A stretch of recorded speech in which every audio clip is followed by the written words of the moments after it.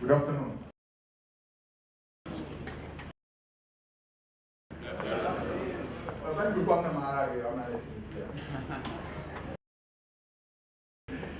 I'm so happy to be once again part of the Tgs 2024. After some time, you haven't seen me because of some other issues, but this time I thought that I should participate. Actually delighted with the efforts done by the Tgs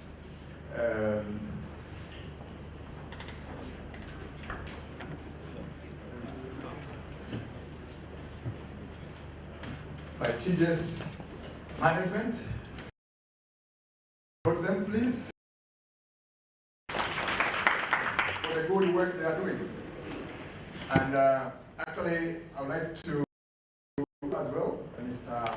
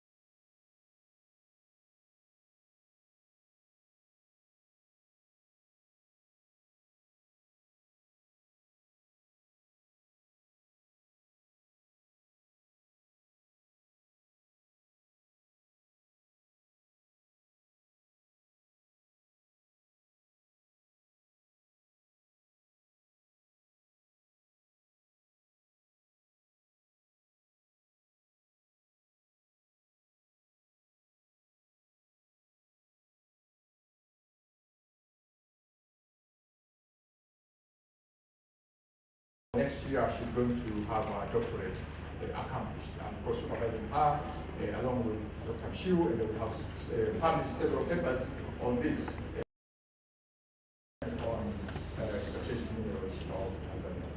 And this is my, this is my outline, actually. I give the general introduction, and I have 4 objectives, so get prepared. First one on the significance of these minerals, the second one on niobium, Tanzania, because I chose this, that's where we have worked for all these 8 years. So other critical and strategic minerals we just mentioned, and given stress of their importance, global importance, and importance in Tanzania. And the third objective is on environmental aspects. We should be aware of when we celebrate these critical minerals. We should also think of environmental aspects. And of course, geologists would like to see how it happened with the lands. The first slide, meaning, origin, and the term usage. The concept on this, the use of terms, goes back to during World War II. People wanted to actually win the war, so they were forging weapons, and they thought some of the minerals which are actually critical for making weapons, they were termed like either strategic or critical minerals. In other aspects, they call them essential.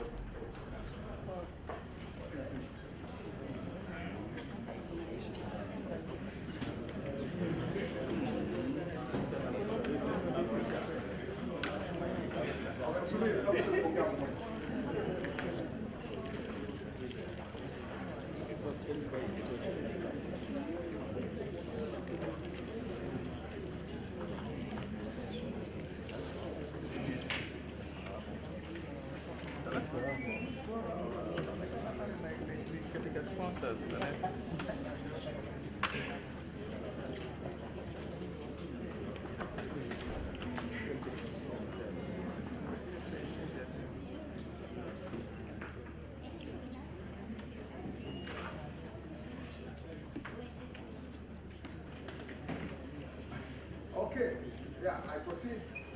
Some slides which you want to be actually projected. I would say these words start from the struggle for global dominance since World War II, where people wanted to have these strategic minerals to forge weapons.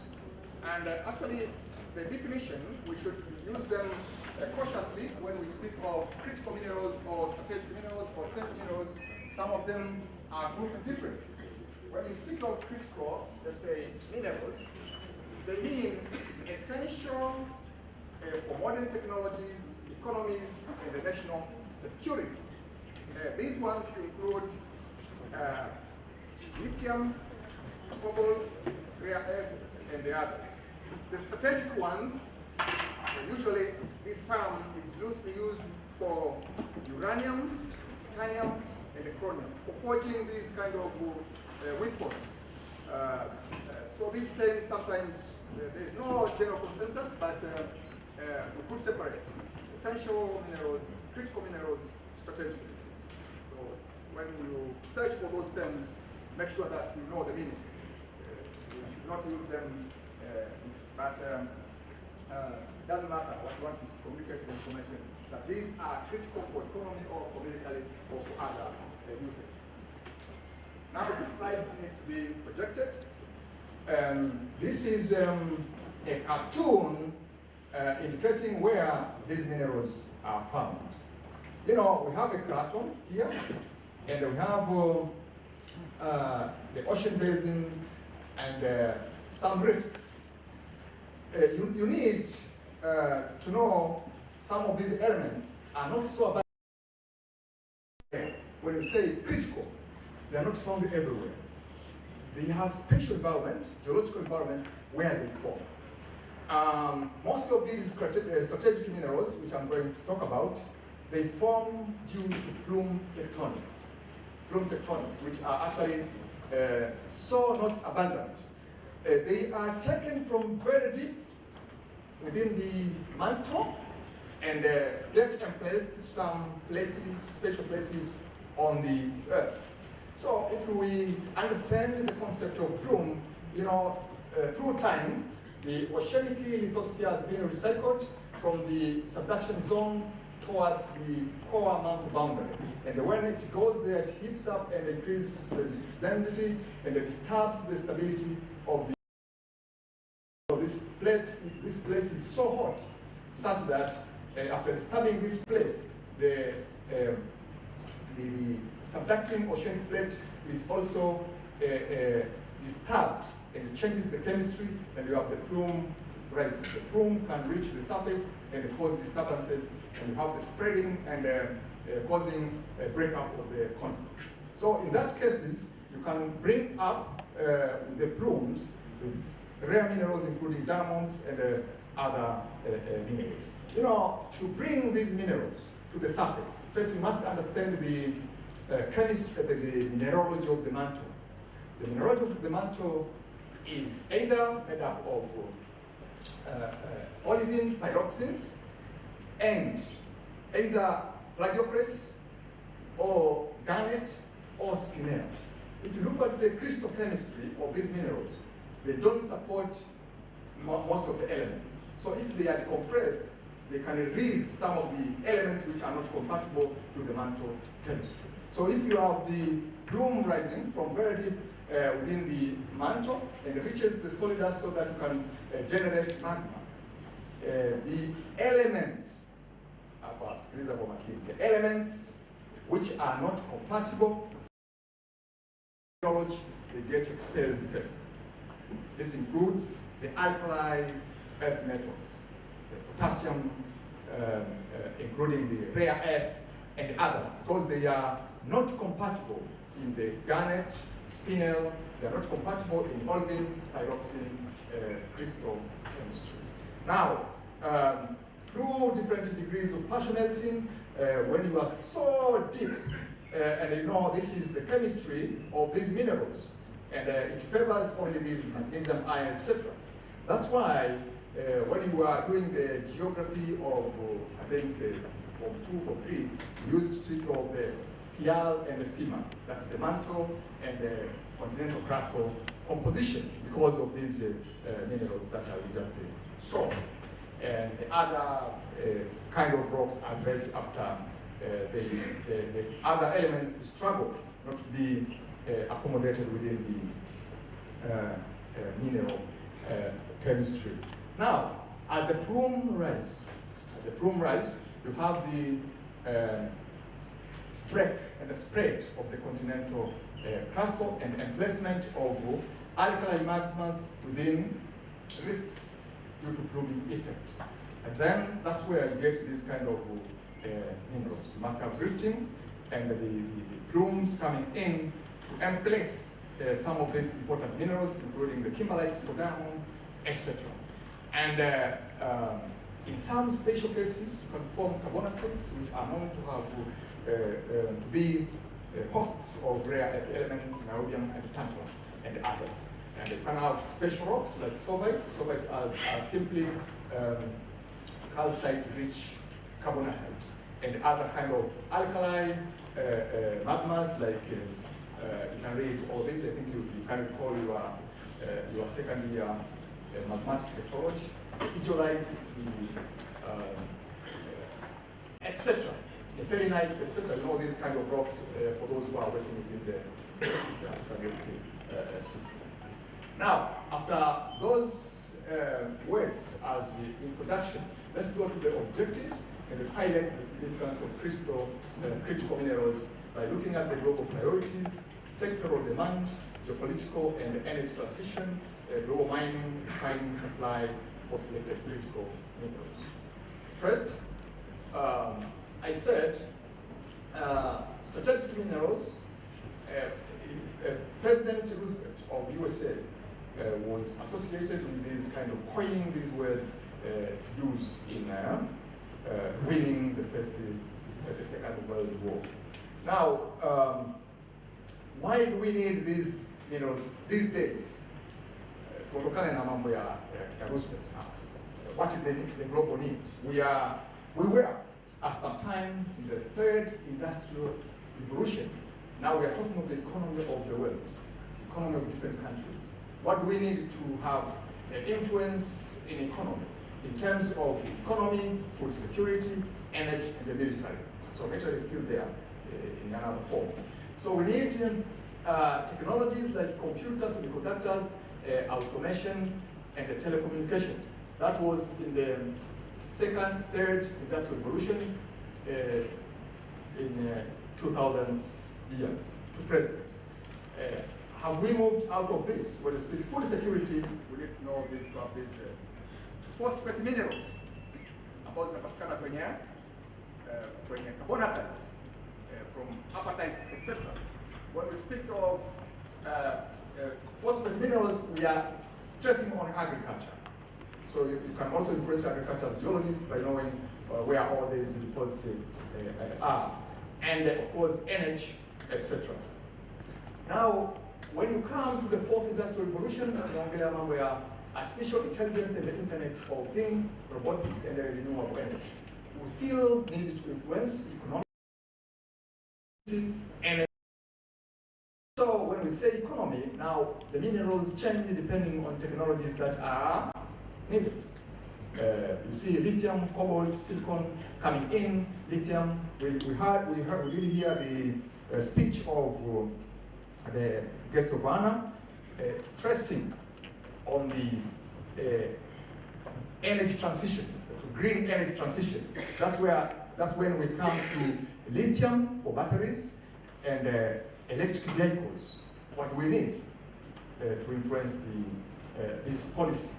Now, if you proceed, you see sectoral demand in the economy, energy, food security, etc. And the references they're in, so you can read this. So we need these key minerals to make sure that these sectors are well served in terms of global chain supply. It is rare earth, lithium, cobalt, etc. in different sectors. Energy, you see which minerals are needed in every sector. Military, you need which minerals you need for forging modern equipment. Now, if you proceed with the sectoral demand, it's a long list. You can impact that and the references there in for knowing which sector needs what. Now, in geopolitics, I was interested in this study of IRENA. IRENA is the short of International Renewable Energy Agency. When we speak of renewable energy, now we are energy transition, move from oil and gas dependence to the clean energy. They said the energy transition will be our main driver for demand for several critical minerals. The transition will be mineral and metal intensive. At present, the bulk of the demand for such minerals is for uses unrelated to energy transition. But as the transition progresses, demand for many material is projected to grow. And IRENA continues saying that documents the vast scale of energy transition infrastructure and the critical minerals needed to achieve climate stabilization. There is climate action. This will include the 3,000 gigawatts, this is global, of renewable power and electrification of 90% of road transport in 2050. Tanzania, we have started. SGR, and it's so beautiful. Can you imagine the pollution with all these lorries and buses from Dar es Salaam to Dodoma? And then if you take a train, and the number of people who are commuted to Dodoma, and the amount of energy which is actually served, amount of contribution to the pollution of the world, the way we serve it. So maybe we take out all those lorries and whatever, and we use clean energy. Now, but we are going to struggle. The sector for petroleum and the gas, they are going to fight. They are going to go down this simple this year, and oil and gas. You see the global dominance of these two sectors. Petroleum, they control USD 951 billion globally, so they are dominating. And the gas, what I put down. This is high carbon economy, means pollution and the depletion of ozone layer. But see the amount of wealth and the amount of money that they have, and if you are going to take them down easily. It's so difficult. Now we're coming in with the lower carbon economy for these gadgets. It's only 91 billion in terms of value globally. That's a bad one. And lithium is only 1.5 billion.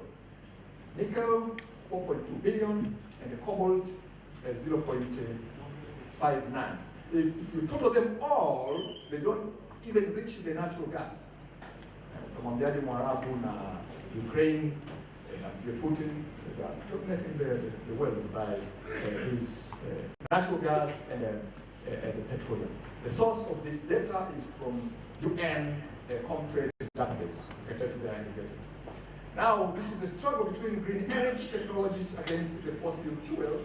The global powers, I think they are meeting yearly to deliberate on this. Some are not willing to sign contracts or agreements because of this dominance. Now, if we proceed,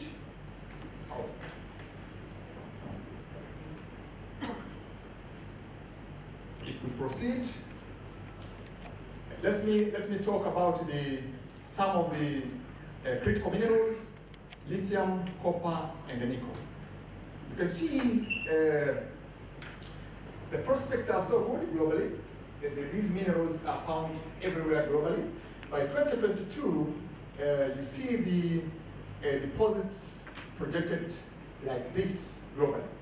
And the projection in 2030, there will be growth in the production of these metals if we continue to the trend that is actually prevailing now in all these countries. The good news is in these four mentioned by these reports, in terms of nickel, we are mentioned, Tanzania is mentioned on cobalt, copper, but not yet on lithium. So we need to push more in Lindi, somewhere there, Kilwa, etc., where we have all those deposits in the East African origin, Mozambique belt to the east, or the Pacific to put more energy. So this is the global share reserve, which is actually projected, which is established from 2012, 2022, from different countries. Now, let me go after this objective 1, go to objective 2. Now, we'll dwell on our work. First, Tanzania